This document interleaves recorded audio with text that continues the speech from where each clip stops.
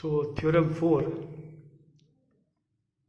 if A, B, C are all square matrices of order n and A is a non-singular, then B is equal to C if AB is equal to AC. Left cancellation law. It's very important. And BA is equal to CA is equal to B into C. A gets cancelled here, A gets cancelled. This is right cancellation law. It has a special importance. Now it is given here that matrix A is non-singular. Means determinant of matrix A is not equal to 0. It's given AB is equal to AC. We are going to start proving from here. So I write A inverse on the left hand side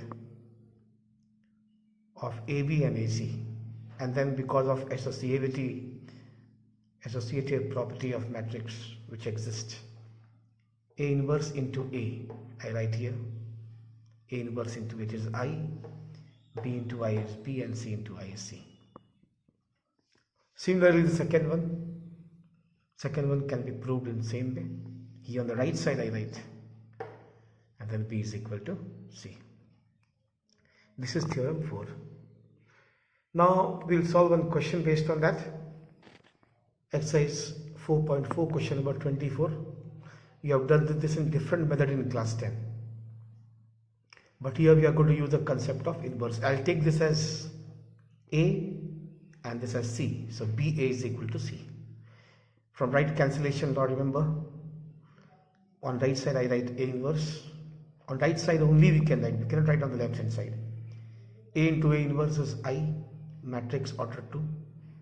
So B is equal to C inverse, C into A inverse. So A inverse formula is this. A is this, its inverse. First I find the determinant, which comes to 6. And adjoint of matrix, interchanging the principal diagonal elements, and the sign of A12 and A21 will change. So A inverse is this, B is equal to C A inverse, and I just calculate and I get the answer. This is a question based on theorem 4. Question number 21, first of exercise 4.4. Now, matrix A is given. Now, first we have to prove this.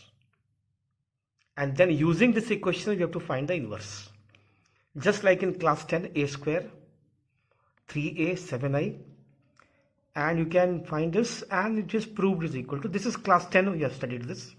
Now, we have to find inverse of A using this equation.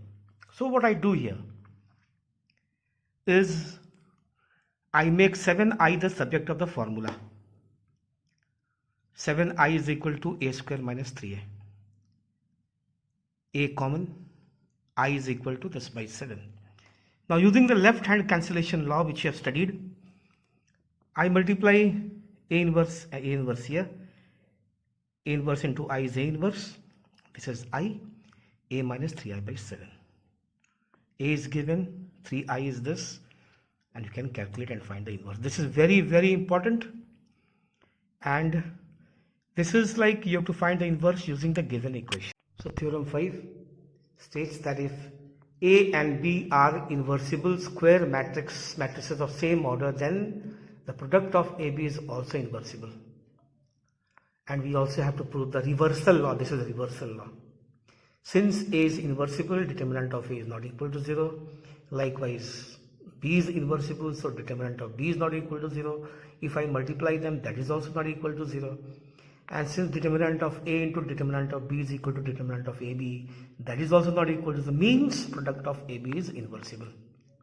Now, the inverse of AB, I'll take it as C. Then we know this into C, I is equal to this, we know this. So, I'll copy this one here. By associative law, AB whole into C is equal to A into BC.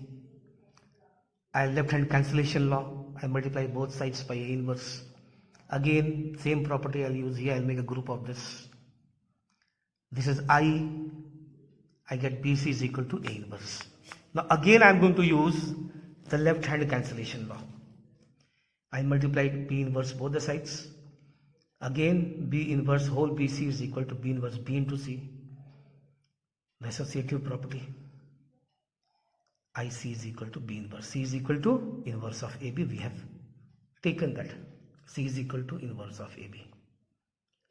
This is reversal law. Now if I replace B with A, then A into A is what? A square. A inverse into A inverse is A inverse whole square. So if I replace 2 with M, this can be proved by induction. This time 3 matrix A, B, C are all non-singular matrices of same order. I am repeating that same order again and again.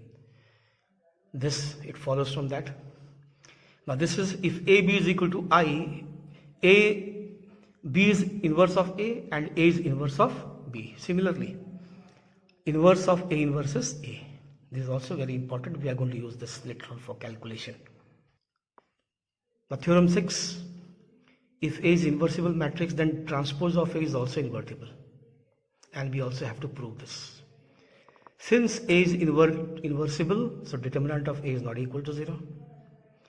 We know determinant of A and determinant of this transpose are same. That is also not equal to 0, means transpose of A is also inversible. The first part is proved. Now the second part. We know that A into A inverse is equal to I. So if I take transpose everywhere, by reversal law, just now we have studied reversal law, transpose of A inverse into. Now, is this clear? So by the definition of inverse, we can write this. Just like AB is equal to I, B is inverse of A, and A is inverse of B. So inverse of transpose is also transpose of the inverse. So theorem 7. If A is a non-singular matrix of order 3, then we have the determinant of adjoint of A is determinant of A square. Now we know this. So A into adjoint of A, this one we can write it this way in matrix form. Moment we convert this to determinant. This is determinant of this. I take determinant of A common from every row and I get determinant of A whole Q. From here, I can write determinant of A into adjoint of A is equal to determinant of A whole Q.